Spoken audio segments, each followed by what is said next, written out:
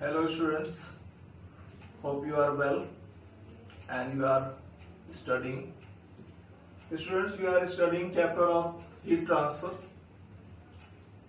We have studied some basic concepts of thermal conduction through conductor.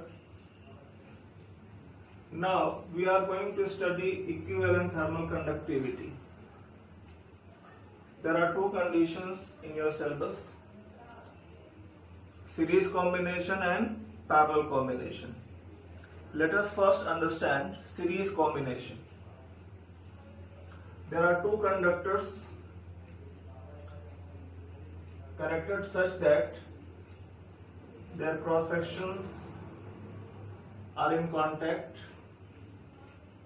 Cross sectional area is A for both the conductors. Heat is flowing in this direction. Temperature of this surface is θ1. Temperature of other end is θ2. And the common surface called interface. Temperature of interface is θ. Thermal conductivity K1, K2, length is L1, length is L2.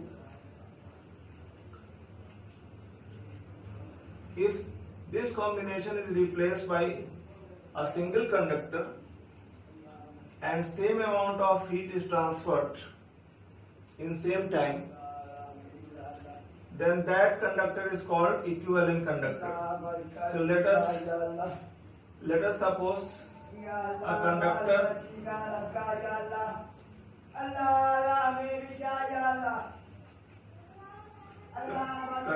K, conductivity K, cross section is A, and length is L1 plus L2.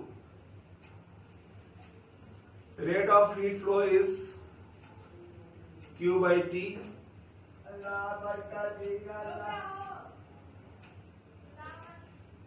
Q by T. In steady state, rate of heat flow from both the conductor will be same and equivalent conductor will also be same. Students, we have discussed steady state when temperature of interface becomes constant, stagnant. That state is called steady state. So first you take condition H1 is equal to H2. Rate of heat flow from first is equal to rate of heat flow from second.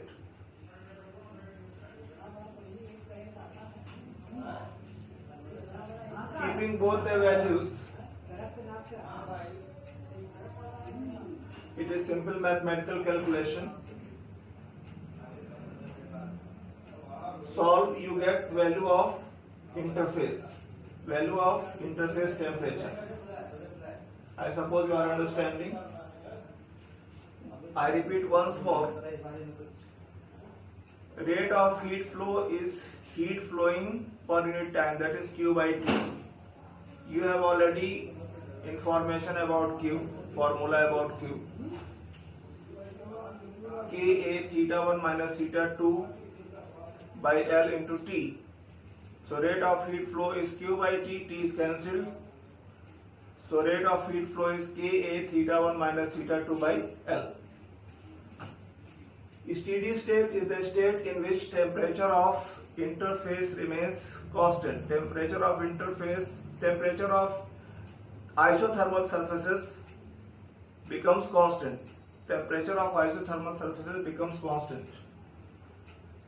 In that condition, rate of heat flow from first conductor is equal to rate of heat flow from second conductor. Now put both the values here, solve, you get temperature of interface. Now take any one condition, H1 is equal to H or H2 is equal to H. H1 is already written here. For H, equivalent temperatures are θ1 and θ2. Cross section is of course common, and length will be L1 plus L2.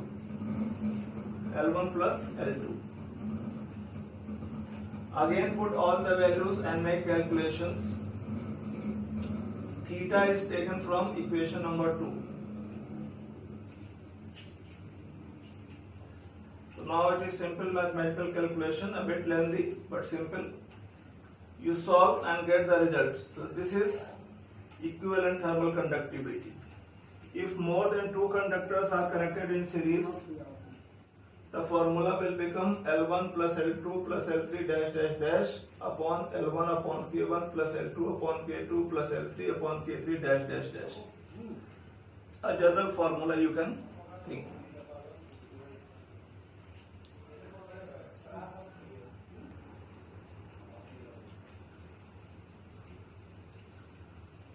Second one is parallel combination. Try to understand the combination.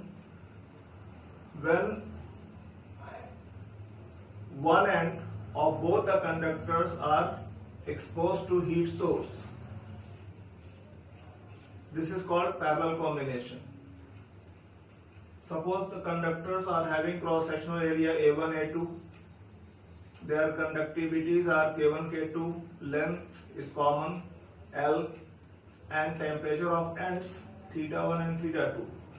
Now this combination is replaced by a single conductor such that same amount of heat is transferred from this conductor in same time as the combination is supplying. Therefore, this conductor is called equivalent conductor. So obviously area of equivalent conductor, cross-sectional area A1 plus A2, rate of heat flow H, equivalent conductivity K, and of course length is common and temperature of ends are theta1 and theta2. It is very clearly seen that H is equal to H1 plus H2. Rate of heat flow H1 and H2, sum of these two rate of heat flow should be equal to rate of heat flow from equivalent conductor. Area of cross section is A1 plus A2. Temperature difference theta1 minus theta2 upon L. For first one, area of cross section A1. So K1 A1 theta1 minus theta2 upon L. Similarly for second one. Now theta1 minus theta2 upon L is common both the sides. Therefore cancelled. Solve and get the result. This is equivalent conductivity in parallel combination. If more than two conductors are used, 1, 2, 3, 4, 5 like this, then equivalent conductivity will be K1A1 plus K2A2 plus K3A3 dash dash upon A1 plus A2 plus A3 dash dash.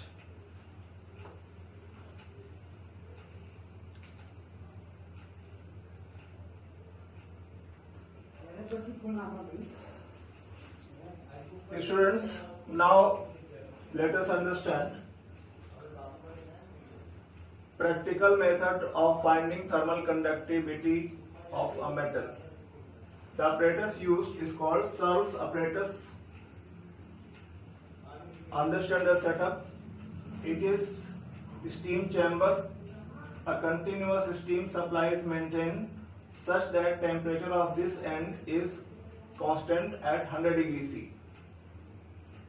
It is experimental rod, means the rod whose thermal conductivity is to be calculated. This rod is properly insulated so that heat flows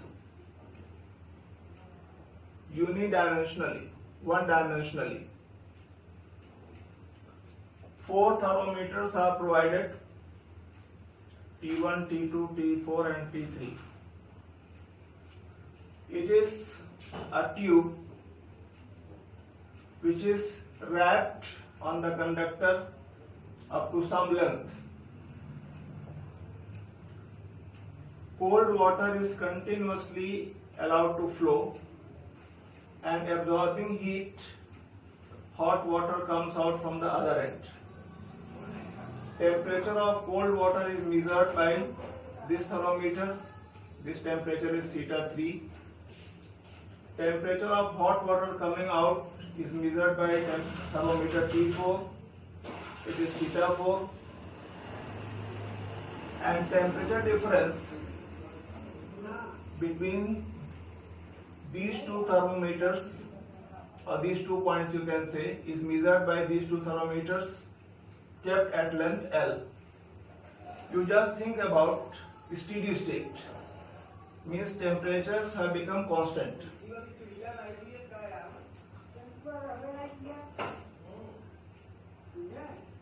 Between these 2 points, heat flowing will be Ka theta 1 minus theta 2 upon L into T, where A is cross-sectional area of this conductor. If m mass of water is flowing in time t, m mass of water is flowing in time t, then heat absorbed by water will be mc theta 4 minus theta 3. mc delta t formula you have already studied. So this is heat absorbed by water. It is very easy to understand. Heat absorbed by water is coming from this side. So heat measured between these 2 points and heat absorbed by water will be same. I repeat, heat measured between these 2 points is equal to heat absorbed by water, because ultimately heat is coming in this direction. So Q1 and Q2 should be same.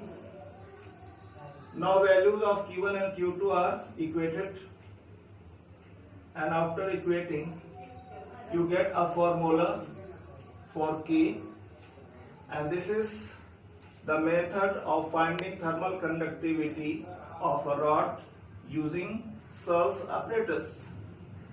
I hope you could understand, students. So we are finishing conductivity, means conduction method, or you can say heat transfer by conduction. In next videos we will discuss about radiations and convection. Convection is quite less in your syllabus, but radiation is important. So in next videos we will discuss convection and radiation. Thank you, students, for paying attention. God bless you.